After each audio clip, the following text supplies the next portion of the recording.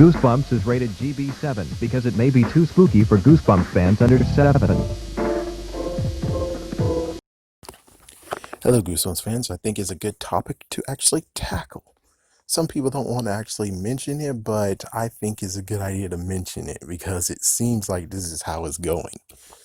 And it's not even their first time doing it, and maybe I'm jumping to conclusions, and if so, I really hope they prove me wrong because I really hope they can prove me wrong on this. But anyways, here's what I think. So Goosebumps, we had the first original 62, and the original 62 of course was so popular, and then they all of a sudden decided in 2003, because well, it makes sense, they make their first re-releases.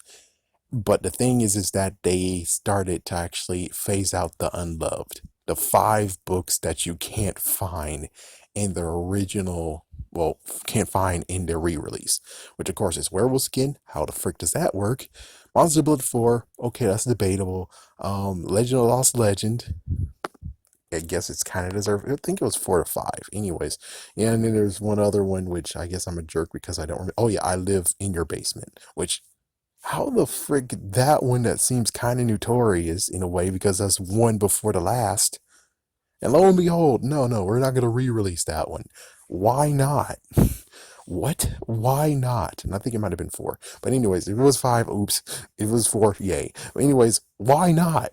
Why don't you not want to release those 2? It's like, there's just 2. I'm okay with you not releasing Monster Blood 4. I'm cool with that. But Werewolf Skin deserves a re-release. And I Live in Your Basement, even though I don't remember how bad or how good it was, it deserves to be re-released because I think that most likely doesn't have a lot of copies. I'm just saying it makes sense why it wasn't, because there's 2 left before he closes it out. And I'm pretty sure when it comes to the last 2, they might have not sold well, or you know how it is. It's like some spectacle stuff of where the last 2 episodes sometimes doesn't get watched as much because, well, if the series is ending, sometimes some people just fall off at the very end, which is like, oops. But even so, I'm like, yeah, I still would have liked to have that one because it seems unique to me. Monster Blood 4, after lots of people just made sure I knew, yeah, I have no idea why in the world was it called a Monster Blood book in the first place. I don't know why. Anyways, well, we already know why, because of the money. If we didn't name it Monster Blood 4, he named it something else, and he ended it with something else, then of course you understand why, because Monster Blood will sell more books than calling it the Evil Slug Monsters of Hades or some kind of crap. Which I bet most likely lots of people would have got that one anyways, because Evil Slug Monsters from Hades? The hell? So yeah, the 4 unloved has been bumped, or maybe 5 unloved have been bumped to where it's like you can only get them as original. And then you get to the point of where you now in 2015, where half of the original was released. Half. And note, in 2003, they started to not actually put the book numbers on the books. Why? To hide the ones they don't want to reprint anymore. Because if they put the numbers, people might ask, where are these books? And of course, if you're a Goosebumps fan, definitely you actually will ask, where's these books? As for newer fans who are getting these books for the first time, they won't ask any questions because there is no book numbers unless they look it online, but you doubt they will. And well, there you go. If they don't put book numbers on it, then no one will know they're missing. Same deal now. Whereas 2015, who cares? But let's do some re-releases because why not? This is the second time, and they only give us half of the original. Half this time. Half of it. Not even giving us Monster Blood 2 and 3. I don't even know why that's a thing. I have no idea why that's a thing. And of course, Werewolf Skin still gets the treatment. Legend of Lost Legends still gets the treatment. I Live in Your Basement still gets the treatment. They just get they all get the treatment. They still get treatment. They get double screwed in this. They get double screwed, and it's like, what the hell? And all of a sudden, hey, retro tins and re-releases of the retro edition. I'm like, oh well, yeah, it so, with all that said, basically, they don't have no pressure to release books because without the numbers, the kids won't know. They're looking at the newer stuff, and well, you have old stuff to mix it in. No idea why Slappy's Nightmare has not been re released. Mm. But I will tell you that it is kind of messed up, and now they even threw freaking Goosebumps 2000 into the mix of where it's like, oh, well, here's the Graveyard Ghouls, here's the Haunted Car, here's Bride of Living Dummy. But we're not going to make any more attempts on any other ones. Like, for instance, there is a werewolf book in the freaking Goosebumps 2000. Didn't release it. Of course, even Mr. Michael, he showed that there's a mummy book in the 2000s called Mummy Walks. And it's like, you had a mummy in the second movie. Why didn't you do more than what you did here? And it's kind of funny, just doing research. Oh, it turns out they released 8 books to celebrate the movie. 8 books. The newer book, the newer movie, they sold half. They gave us half, just 4. What? Oh my goodness, why in the world haven't they actually thought of, hey, we should definitely do the Willy Wonka thing? Where it's like, well, there's new movies, get the merchandise out, baby. Get all the merchandise out as much as we can that actually relates to the movie. Of course, Willy Wonka was able to do something better, which is he had candy. The only messed up part is that when they did it in the original thing in the 1970s, the candy melted and it was a total flop because they couldn't release the candy because all their supply melted. So it's like, yeah, Scholastic has no real freaking excuse on this. It's like you could have at least read 20 books. I would say 20 books could have worked. 20 books is like all of a sudden it just stopped because they didn't have to do anything anymore because, well, Horrorland happened and they were like, oh, we can re-release it to actually, add more revenue, more money. And it's like, why didn't you continue on doing that? Not to mention the freaking books are kind of scarce to even find anyways.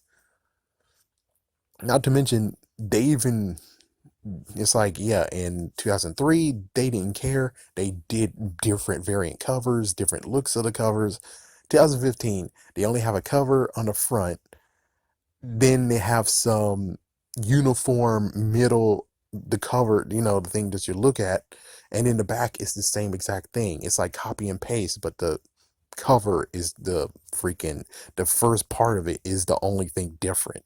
You could easily just cut off all the covers and then you'd be like, wait, this is like the same freaking book, except the contents are different, but just saying.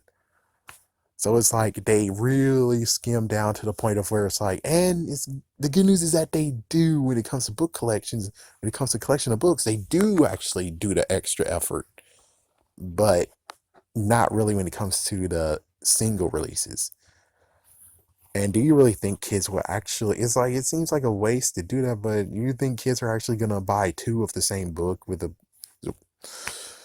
Oh boy. Let's see. So here's just the thing that really makes me sad. But considering I'm not truly a Goosebumps, I'm a Goosebumps fan, but I'm not one actually collecting every single book. The thing is that there are some who actually are completely gun ho on it. It's like, yeah, let's just say there's some who are actually complete Goosebumps fans who are going to buy anything no matter what. And then we have these ones that I'm talking about, the ones that are lesser, but they deserve to have the same treatment, damn it. They deserve to have perfect treatment. These guys, what the frick is this? Super Mario Brother. Hold on. I paused it and they didn't even do the coverage. Oh, what the hell. So, anyways, think about it. The original release, the original 62, just the original 62. If you want to get everything in his Tim Jacobus, sorry, damn, I'm talking about his son. Anyways, Tim Jacobus made all the artworks for the original 62 except for 2 of them. So for you to actually get his artwork on those, you actually have to buy the 2003 versions. But you see the issue here. They're both different.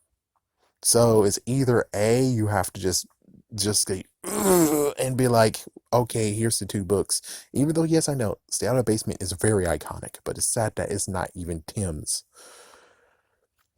It really, really is like, oh, but the second part is if you do the whole 2003 releases instead, yes, you get those, but then there's four that actually have to be, or five, that actually has to be put in the original version because they didn't re-release those for the 2003.